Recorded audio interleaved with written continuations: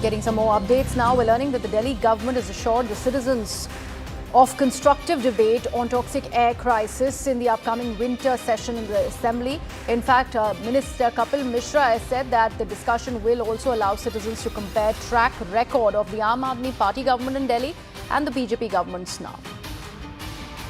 My colleague Simran Babbar now joins us on the broadcast. Simran, what is it? Something akin to an oxymoron by Kapil Mishra. On the one hand, even as people were bracing for some sort of a constructive discussion on the worsening air quality, he decides to base it on politicking.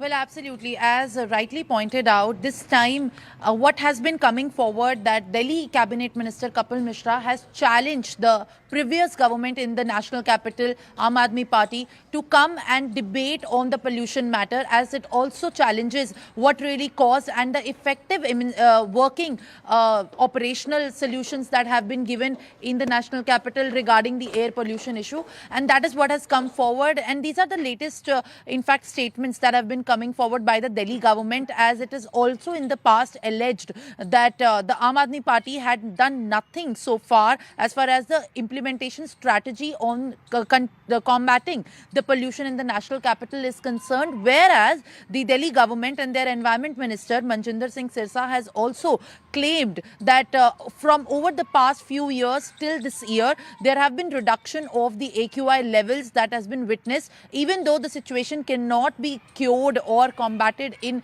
complete long form, but there have been some improvement in the AQI measure, AQI index, or the overall Delhi air quality in the national capital.